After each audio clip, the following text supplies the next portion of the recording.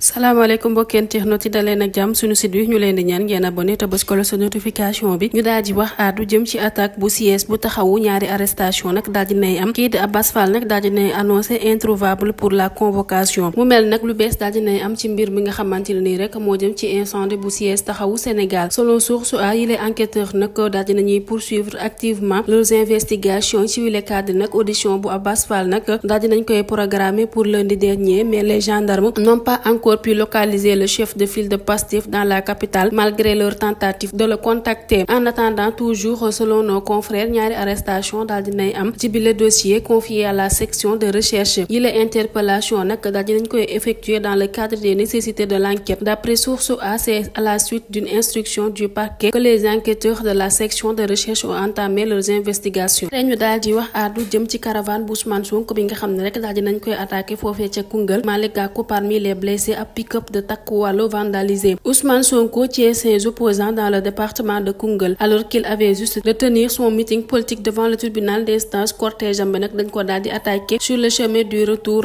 en allant vers Kaffrine. Le moins que l'on puisse dire est que les assaillants n'ont pas encore été identifiés de façon à ne pas se tromper du moins jusqu'à que nous mettons sous presse. Toutefois yi la dégâts nag dafa daal di visible sur le théâtre des opérations mu mel ne ab pick-up portant l'effigie de la députée sortante Fanta Sall de la défunte Benno Bokk Yaakaar et de Madiama Seck investi sur la liste de Takku Wallu daal dinañ koy vandaliser au milieu des tirs lacrymogènes. Ay moto Jakarta nag daal dinañ leen di abandonner sur place juste devant le siège de Takku Wallu où les faits ont eu lieu. De plus leader bu grand parti di Malick Gakou nag daal dinay blessé ginnaaw ba mu recevoir ab grosse pierre autour de son bras. Leader bu grand parti bi nag daal dinañ koy évacuer daar dans la structure sanitaire la plus proche en l'absence de la police locale alors que les éléments du commissariat urbain de Koungheul étaient derrière fermant le cortège. Les éléments du groupe d'intervention de la gendarmerie nationale assistés par la sécurité de Pastef daal dinañuy assurer la riposte laata ñuy disperser les assaillants à travers des tirs de gaz lacrymogène. Ce n'est que plus tard quand le calme est revenu que le commissaire de Koungheul s'est approché de Ousmane Sonko auprès de son véhicule au sujet de cet incident. Ñuy préciser aussi que bile incident daal dinay am au moment où Amadou Ba, tête de liste de la coalition Jàmm ak Njariñ, était attendu sur place pour un meeting politique dans le cadre de la campagne électorale. Jugee ci loolu dañuy daal di wax àddu jëm ci ministère des sports bi nga xam ne rek daal dinay traqué lu toll ci 7 milliards de francs CFA. Ministre des sports Khady Diène Gaye nag est sur la piste de 7,330 millions de francs CFA envolés diggante janvier et mars 2024. Ginnaaw ba ñu ko invité démb ci ab émission, ministre de la jeunesse des sports et de la culture di Khady Diène Gaye nag daal dinay def ab grosse révélation sur la gestion des fonds destinés aux compétitions internationales. Moom ministre des sports bi nag daal dinay confier que l'intégralité des fonds alloués qui devaient couvrir toute l'année a été dépensée en seulement 3 mois, notamment entre janvier et mars 2024. bu jugee ci loolu dañuy daal di wax àddu jëm ci fi nga xamante ne nii rek moo di ca Tamba. Thierno Alassane Sall nag daal dina yéem bu baax ci accueil chaleureux des populations. Thierno Alassane Sall nekk candidat aux élections législatives nekk tête de liste nationale de la coalition Sénégal Kessé daal dinañ koy accueillir avec ferveur par les populations en chemin vers Tambacounda à l'occasion du procès de Bougane Gueye. L'ancien ministre nekkit président bu parti La République des Valeurs daal dina exprimer son émotion sur son compte X. Muy wax na rek sur la route de Tambacounda, j'ai été profondément touché par les mots sincères des populations de Birkilane, Malem Hodar, Koungheul, Koumpentoum et Koussanar. Ba tey ñu daal di wax àddu jëm ci Mary Teuw Niane mi nga xam ne rek dafa daal di éclaboussé par une décision inattendue dans son parti. Mary Teuw Niane, directeur de cabinet bu président de la République, fait face à une fronde au sein de son propre parti, le Mouvement pour la transformation nationale. Selon le quotidien Walf Quotidien, 39 responsables départementaux daal di nañu décider quitter le